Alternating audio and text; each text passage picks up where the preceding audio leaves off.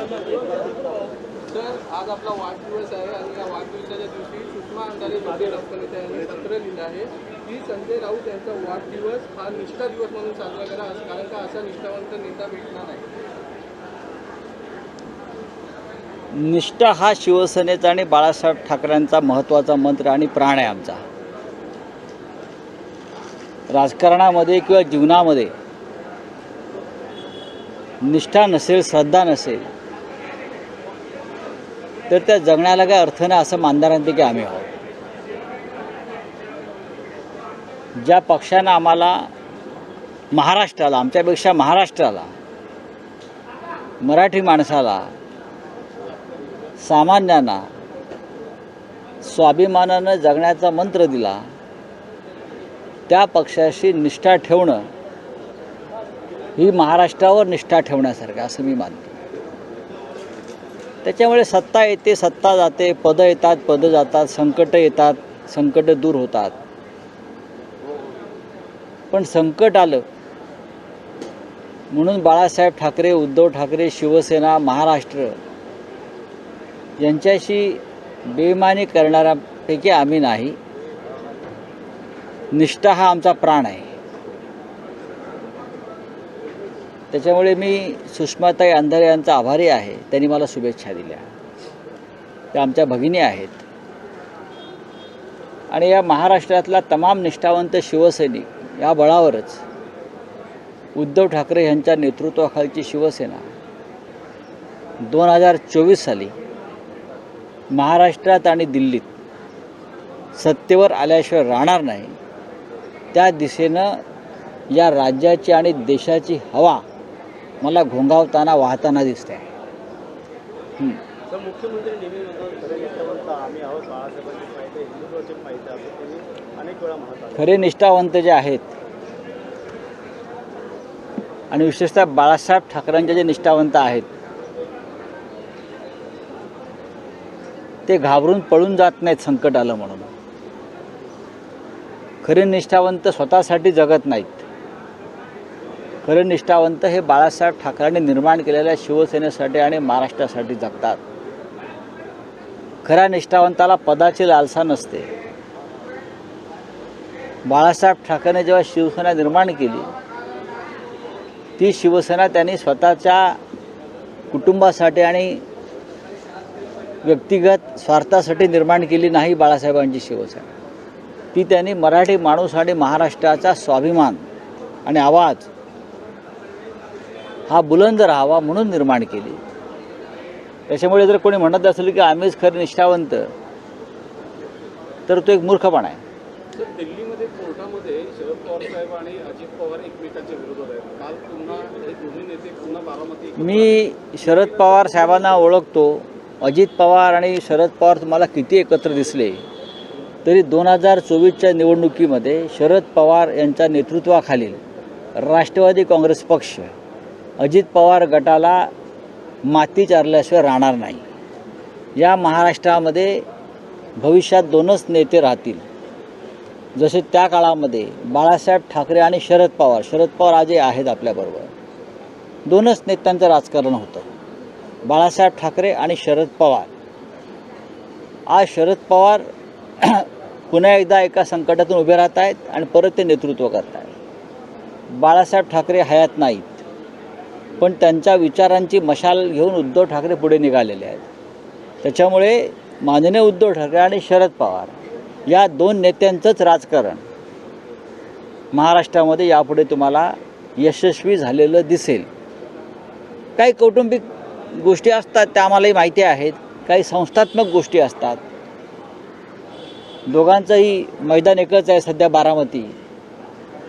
पण बारामतीवरची कुस्ती हे शरद पवारच मारतील. महाराष्ट्रातसुद्धा शरद पवारच नेतृत्व करतील. सर, निष्ठेची मशाल म्हणून उद्धव ठाकरे यांचे महाराष्ट्रभर दौरे सुरू होणार आहेत. होय. दौरे कधी सुरू होणार आहेत? कोणत्या कोणत्या विभागातून हे दौरे होतील? संपूर्ण महाराष्ट्रात उद्धव ठाकरे फिरतील.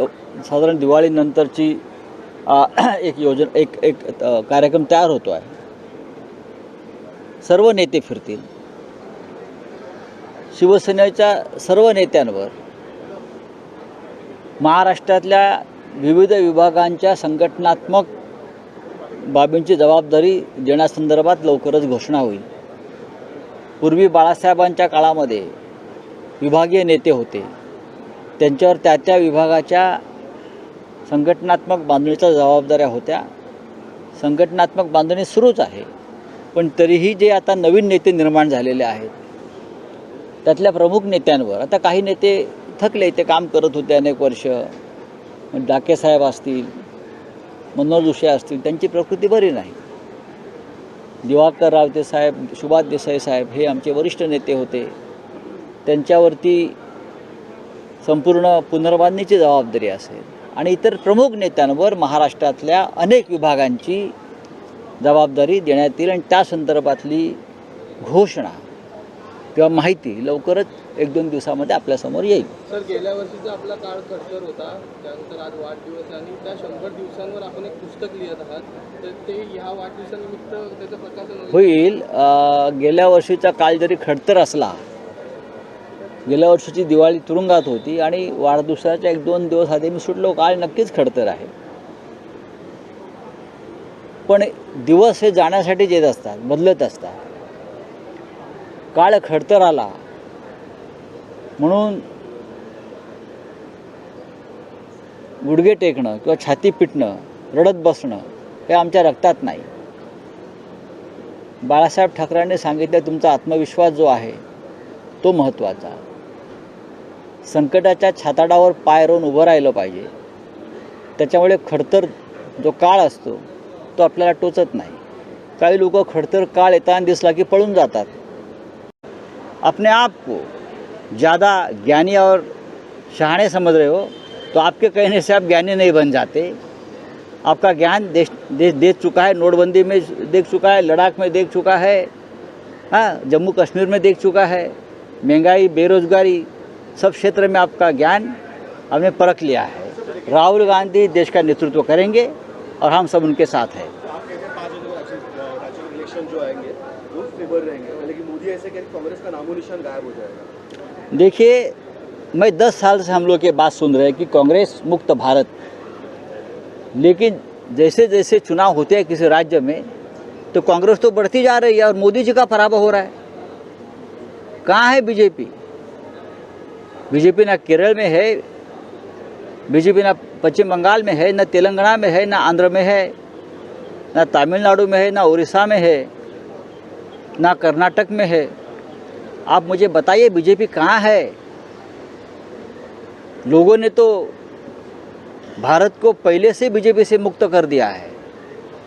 जब 2024 में हमारी सरकार आएगी केंद्र में तो हमारी ये भूमिका नहीं रहेगी कि हम बीजेपी मुक्त भारत करना चाहते हैं. हम बीजेपी को रखेंगे अपोजिशन में और उनको आईना दिखाते रहेंगे आपकी क्या गलतियां थी. ये देश लोकतंत्र के आधार पर चलेगा. मोदी जी का लोकतंत्र अगर अलग होगा मोदी शाह का तो हम उसको उखाड़ देंगे. पहली बार ऐसा हो रहा है कि रिटायर्ड राष्ट्रपति को गुजरात कभी मिलने जा रही है. ये भी डर है. जो राष्ट्रपति भवन में थे तब उनको कोई मिलने नहीं जा रहा था, उनको कोई महत्व नहीं मिल रहा था राष्ट्रपति को. ना आज के राष्ट्रपति को आप महत्व दे रहे हो, लेकिन अचानक से आप पूर्व राष्ट्रपति के घर में भागम भाग कर रहे हो. स्वार्थ के सिवाय ये लोग कुछ नहीं करते. कोई ना कोई स्वार्थ होगा या है. हाँ, तो भूकंप आएगा आपको लगता है? नया भूकंप आएगा? मैं इतना ही कहूँगा, भूकंप 2024 में आएगा और उसमें सबसे बड़े कैजुअलिटी बीजेपी को होगी और मोदी और शाह जी को होगी. राहुल जी के नेतृत्व में हम सब लोग इस देश में इंडिया अलायंस चुनाव लड़ेंगे और जीतेंगे. बोलिए. पिछले आपकी जन्मदिन था, जेल में गया, फैमिली के साथ में आपको निष्ठावान का एक नॉर्मल टैग मिला हुआ है, लोग सेलिब्रेशन करने के लिए बोला जा रहा है. किस तरीके से आप देखते हैं? देखिए, कुछ यादें आपकी? हमने हमेशा शिवसेना के साथ हमारी पूरी ज़िंदगी बिताई है. मैंने और मेरे परिवार ने. मेरे पिताजी भी थे बाला साहब के साथ, शिवसेना के साथ. हम भी रहे, मेरे भाई भी शिवसेना के एमएलए है और आखिरी सांस तक हम शिवसेना के साथ रहेंगे. चाहे कितने भी संकट आए, हाँ, तूफान आए, मैं मेरे पार्टी के साथ और ठाकरे परिवार के साथ रहूँगा. सत्ता आती है, सत्ता चली जाती है, संकट भी चले जाएंगे। Thank you. 9 तारखेमध्ये सर राम मंदिर को लेकर योगी ने स्टेटमेंट किया है कि अगर कांग्रेस होती तो राम मंदिर नहीं बनता, तो जो वहाँ के लोग हैं वो बीजेपी को वोट दे ताकि अगर सुप्रीम कोर्ट के न्यायमूर्ति रंजन गोगोई नहीं होते, जो आज बीजेपी के समर्थन में राज्यसभा में गए हैं, तो राम मंदिर नहीं बनता, फिर एक बार लड़ाई करनी पड़ती। तो सबसे पहले योगी जी ने आभार प्रकट करना चाहिए इस देश के सर्वोच्च न्यायालय को और रिटायर्ड चीफ जस्टिस को, जिसने बीजेपी ने राज्यसभा में लाया है। राम मंदिर इस देश में अगर बन रहा है अयोध्या में, तो ये खुशी की बात है हम सब के लिए, क्योंकि शिवसेना उस आंदोलन में, उस युद्ध में हमेशा आगे रही है और रहेगी। शिवसेना ये पहली पार्टी, जब राम मंदिर बनने जा रहा था तो अयोध्या में जाकर उद्धव ठाकरे साहब ने 1 करोड़ रुपए का दान दिया था राम मंदिर के लिए। बाद में सभी लोग आ गए, लेकिन सबसे पहले इतना बड़ा दान देने वाले शिवसेना और उद्धव ठाकरे साहब थे। म्हणून गुडघे टेकणं किंवा छाती पिटणं, रडत बसणं हे आमच्या रक्तात नाही। बाळासाहेब ठाकरेंनी सांगितलं, तुमचा आत्मविश्वास जो आहे तो महत्त्वाचा।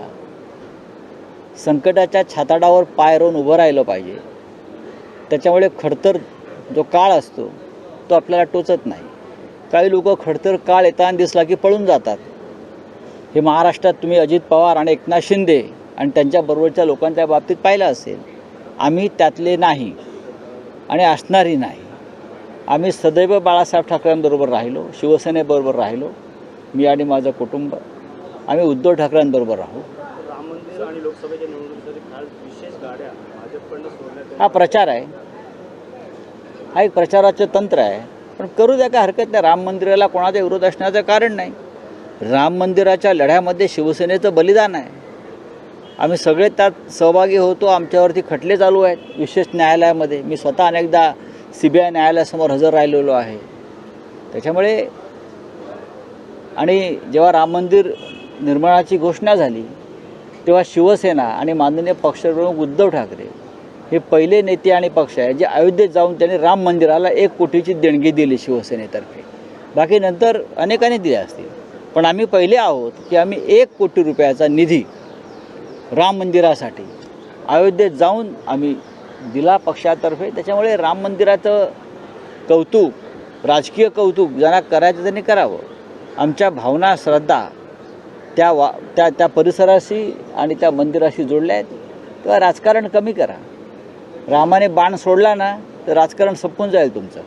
नाना पटोले यांनी संकेत दिलेले आहेत की लवकर राजकीय भूकंप होईल, राहुल गांधींच्या उपस्थितीमध्ये मोठ्या प्रमाणात पक्षप्रवेश होईल। चांगली गोष्ट आहे। नाना पटोले यांनी जरी माहिती दिली असेल, 5 राज्यांच्या निवडणुकांचे निकाल हे अपेक्षेप्रमाणे जर आम्हाला वाटते त्यानुसार काँग्रेसचा तिथे विजय होईल आणि त्यानंतर या राज्याचं नव्हे तर देशाचं राजकीय चित्रच बदलून जाईल। 2024चा निकालच या 5 राज्याच्या निवडणुकांना लागणार आहे। तर राहुल गांधीला मोठमोठे सरदार असं पंतप्रधान नरेंद्र मोदी म्हणालेले आहेत। मोबाईल चायना संदर्भात वक्तव्य केलं। एक लक्षात घ्या, राहुल गांधी काय आहेत आणि राहुल गांधी भविष्यात कुठे जाणार आहेत या चित्र स्पष्ट आहे। आजही नरेंद्र मोदीसारखा 56 इंच छातीचा नेता राहुल गांधींना घाबरतो, राहुल गांधींवर सातत्यानं बोलतो, राहुल गांधींवर चर्चा करतो, राहुल गांधींवर विचार करतो। हेच राहुल गांधींचं यश आहे। राहुल गांधी जर मूर्खांचे सरदार असले तर बोलता कशाला आपण?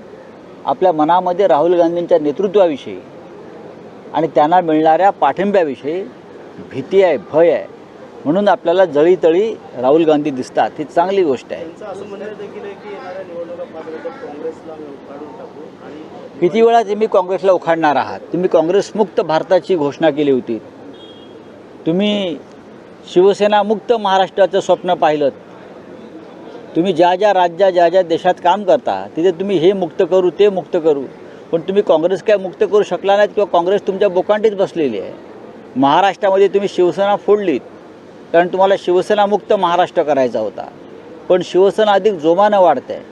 एक दिवस आम्ही या देशात लोकशाही मानतो, संसदीय लोकशाही मानतो. कोणत्याही पक्षाला मुक्त करून कायमचं या देशामध्ये लोकशाही टिकणार नाही या मताचा आम्ही आहोत. उद्या आम्ही सत्तेवर येणार आहोत 2024 साली. पण आम्ही असं म्हणणार नाही की आम्हाला भाजपा मुक्त हा देश करायचा आहे. भाजपा विरोधी पक्षात राहावा, आम्ही त्यांना आरसा दाखवू. सर, शहजादा हुसेन बहारुद्दीन यांनी काल उद्धव ठाकरे चांगली गोष्ट आहे. बघा, या व्यक्तिगत नातीगोती असतात. बाळासाहेबांच्या पासून या परिवाराचे प्रमुख लोक हे मातृश्रोते येतात आणि आशीर्वाद देतात. धन्यवाद.